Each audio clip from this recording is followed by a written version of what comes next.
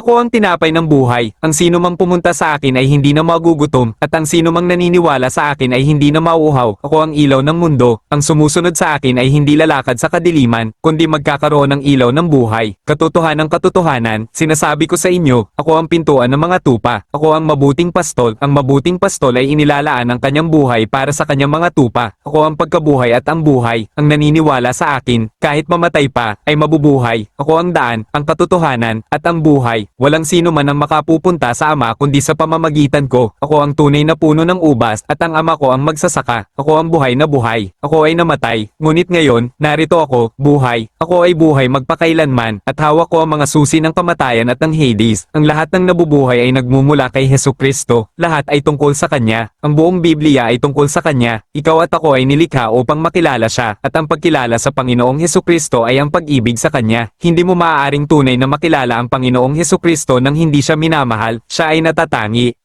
Siya ang buhay. Siya ang tibok ng puso ng bawat anak ng Diyos dahil siya ang buhay na buhay. Ang mga sementeryo ay mga hindi pangkaraniwang lugar, at nakakagulat na habang tumatanda ka, mas madalas kang napupunta roon. Sa tuwing may dinadala akong kabaong sa sementeryo o dumalo sa isang libing, iniisip ko si Hesukristo. Pumunta tayo sa sementeryo, at karaniwang mayroong isang pamilyang nagdadalamati, isang balo o byudo na umiiyak, o mga magulang na puno ng kalungkutan, mga anak na puno ng kalungkutan, mga kaibigan at miyembro ng pamilya na umiiyak sa kanilang mga nawalang mahal sa buhay. At paulit-ulit, mayroong isang kapaligiran ng kalungkutan. Iyan ang katotohanan tungkol sa kamatayan. Ang kamatayan ay nagdadala ng kalungkutan. Ngunit gusto mo bang malaman ang iniisip ko sa sandaling iyon? Habang nakatingin ako sa paligid ko hanggat maaabot ng aking paningin, puntod sa ibabaw ng puntod, iniisip ko, ito na kaya ang sandali. Ito na kaya ang sandali.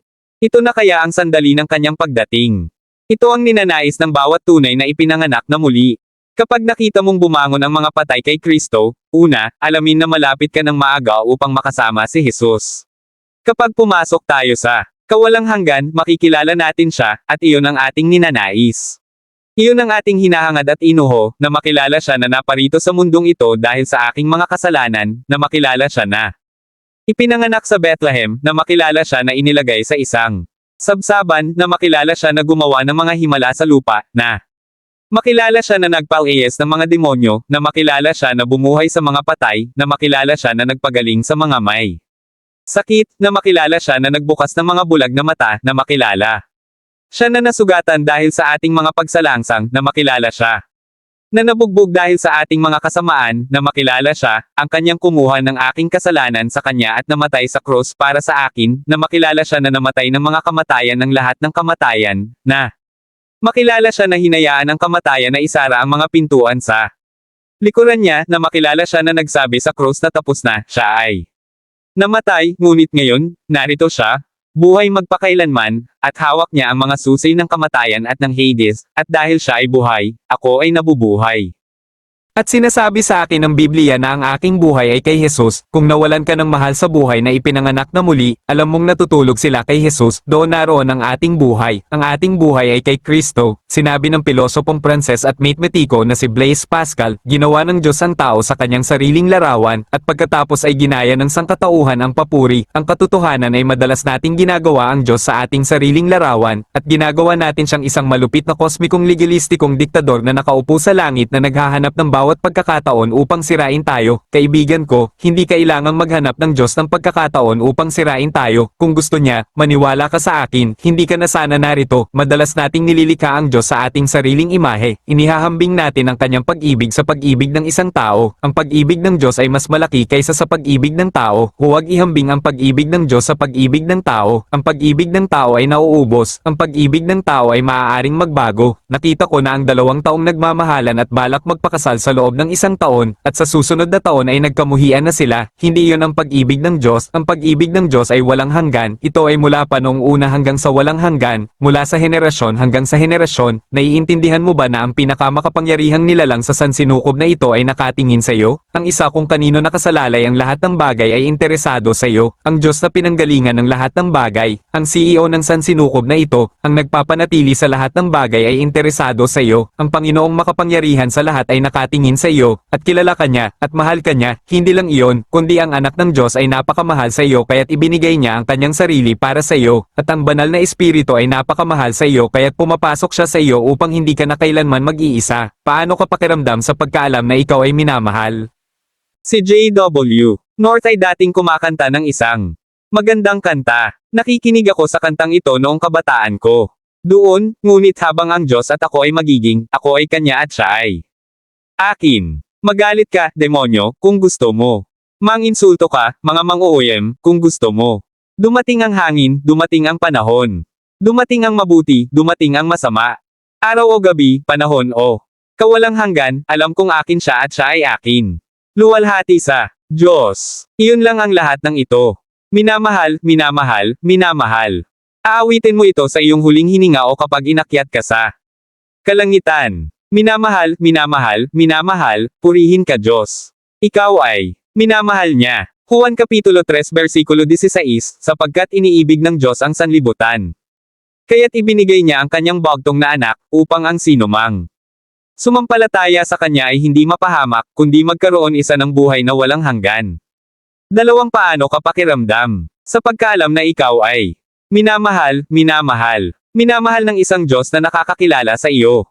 Maraming tao ang maaaring sabihing mahal ka nila, ngunit sa sandaling makita nila ang tunay mong sarili, ang iyong sarili na puno ng mga kahinaan at di kasakdalan, mawawalan sila ng pag-ibig sa iyo. Ngunit hindi ang Diyos. Kilala ng Diyos ang lahat. Tungkol sa iyo, lahat ng iyong mga kahinaan, lahat ng iyong mga pagkakamali, lahat ng iyong mga kasalanan, at maging ang iyong mga lihim. Alam mo ba ang mga lihim na iyon? Na kung malalaman ng mga tao ang tungkol sa iyo, hindi ka na nila mamahalin pa. Alam ng Diyos ang lahat ng ito tungkol sa iyo at gayon pa man ay mahal ka pa rin niya, ang tunay mong ikaw. Well, maaaring mahirap ipaliwanag ngunit ito ang katotohanan. Hindi sinimulan ng Diyos na paunlarin ang kanyang pag-ibig sa iyo dahil ikaw ay matuwid. Hindi. Mahal ka lang niya at bawat isa sa atin dahil ang kanyang kalikasan ay pag-ibig. Para sa mas mahusay na pag-unawa sa pag-ibig ng Diyos, ilalagay ko ito sa ganitong paraan, na ang Diyos ay nagmamahal sa lahat kabilang ang pinakamasama. Sa lahat ng makasalanan dyan.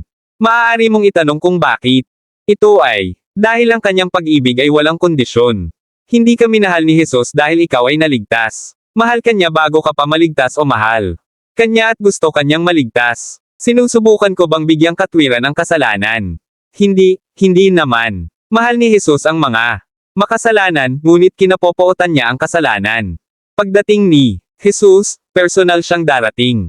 Sapagkat ang Panginoon mismo ang bababa mula sa langit na may isang sigaw, sapagkat ang Panginoon mismo, at hindi kamatayan, sapagkat ang Panginoon mismo, at hindi isang anghel, sapagkat ang Panginoon mismo, nangako siyang babalik siya, hindi ba? Juan Kabanata 14 na talata 1 hanggang 3, huwag magulumihanan ng inyong puso, naniniwala kayo sa Diyos, maniwala rin kayo sa akin, sa bahay ng aking ama ay maraming tahanan, kung hindi, sinabi ko na sana sa inyo, pupunta ako upang ihanda ang isang lugar para sa inyo, at kung ako ay pupunta at ihahanda ang isang lugar para sa inyo, darating ako at tatanggapin ko kayo sa aking sarili upang kung saan ako naroon, kayo ay naroon din. Sa talata 3, nakikita natin ang isa sa mga pinakakahangahangang pangako sa katawan ni Kristo. Darating ako, anong pangako? Mayroong dalawang grupo, ang mga patay kay Kristo at ang mga buhay kay Kristo, at ang mga patay kay Kristo ang unang bubuhayin, pagkatapos, tayo ng mga buhay at nananatili ay aagawin. Ang mga banal na natutulog kay Jesus ay bubuhayin muna, hindi ito tungkol sa mga masasamang patay, ang talatang ito ay tungkol sa mga matuwid na patay, mga taong makadiyos na namatay sa Panginoon, mga banal na nabuhay 100 taon na ang nakalilipas, mga banal na nabuhay 200 taon na ang nakalilipas, mga banal na nabuhay 300 taon na ang nakalilipas, mga banal na nabuhay 1,000 taon na ang nakalilipas, lahat ng mga banal na natutulog kay Hesukristo ay aagawin, dadalhin, akitin, at magkatabi sa mga banal na natutulog kay Jesus, mayroon tayong mga buhay.